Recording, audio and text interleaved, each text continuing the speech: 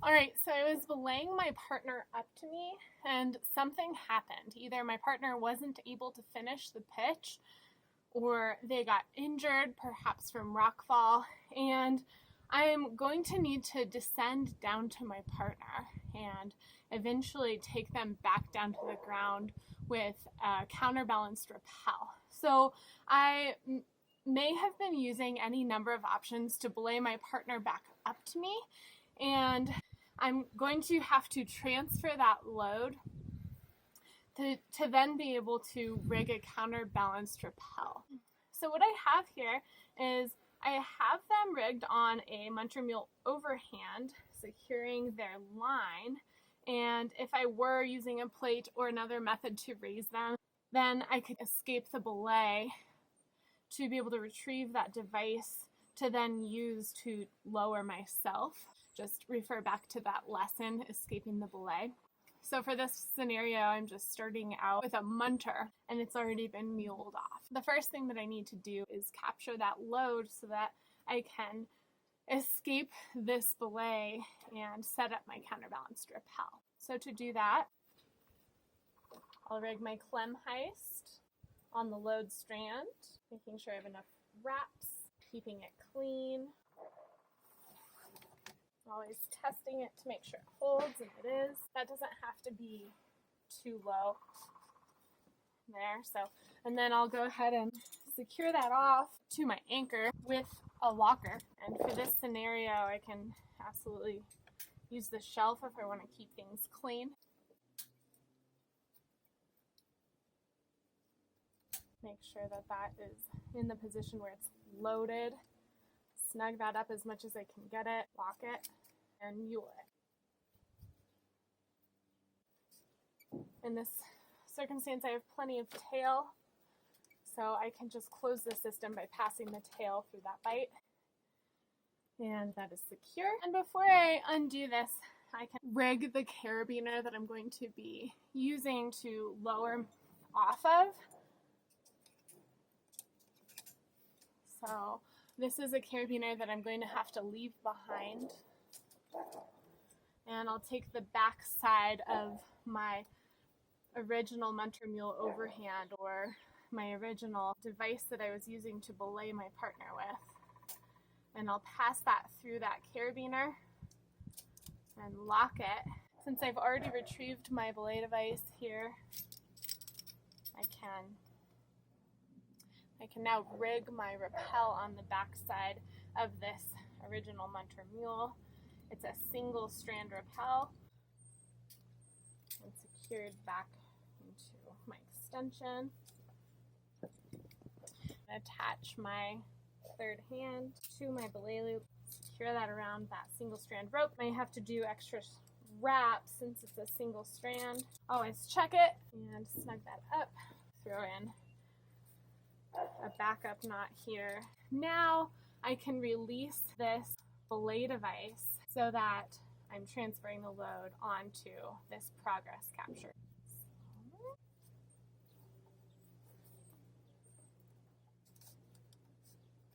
ahead and mute the munter to not startle my climber. There we go.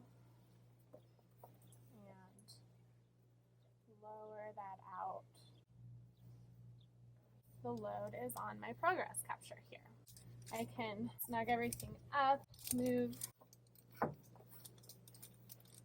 that slack through my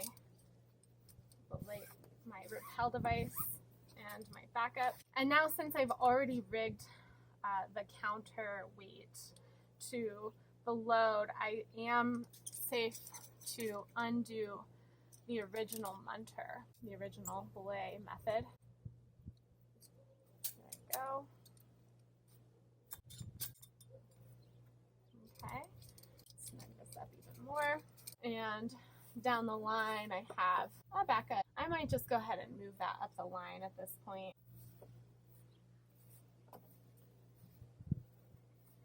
So before I remove my progress capture, I'm going to make sure that everything else is done, because once I remove this, the climber's security will be relying on me counterweighting them. So before I'm committed to being their security, I'm going to manage my rope. And in this case, my climber is directly below me, so I might choose to go ahead and take all of the rope and saddlebag it onto my side so that I'm not tossing a rope down on top of them.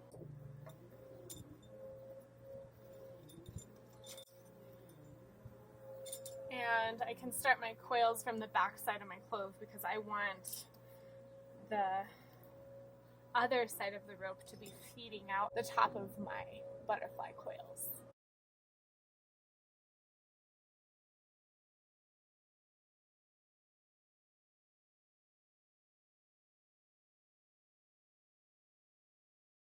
Great, so I've managed my rope. I have it saddlebagged on my side so that it should be able to feed out cleanly as I descend. Then I'm ready to get my cordelette back here. All right, so keep in mind before you remove this that you are the climber's security as their counterbalance. So you are now committing to weighting the rope. There's two ways of doing this. I might be able to kind of kick myself away from the rock to be able to loosen up this cordelette so that I can get it back, and that can kind of counterweight that so that it can loosen it up. And if I am unable to do that, then I can just release out my munter mule overhand until I'm effectively counterbalancing my climber. So now that my cordelette is loose, I can now remove the munter mule overhand, but I am going to go ahead and keep the clem heist on there. And the reason I need to keep that clem heist on there is because I don't know exactly what's happened to my climber. A rock could have fallen and accidentally cut the rope, and so I need to assume the worst and keep this on as my security. Because if the rope has been cut, and as I'm descending cuts all the way, now we both lose because we're each other's security as each other's counterweight.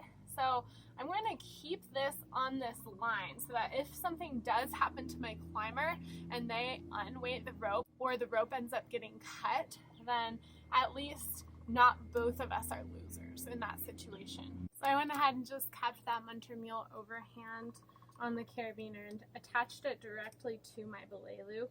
Now I'm ready to remove my personal anchor, take back as much equipment as I can. I'll go ahead and stay tied in because that's going to help me when I get to my next anchor below. Now that I've double checked everything, now I'm ready to remove my cat knot and I'm ready to descend, and as I do so, I'll just slide this clem heist down the rope with me. Once I get to my climber, I can then use this as my counterbalanced rappel, and I'll allow this to grip the rope, and we will then continue to descend together with a counterbalanced rappel until we get to our next anchor. I have now lowered myself all the way down to my climber, and now I am already set up to continue down the climb in a counterweighted rappel. And so all I have to do is let this catch wherever I'd like it, depending on where I want my climber hanging in relation to me, and then we'll just continue lowering down the climb to the next anchor.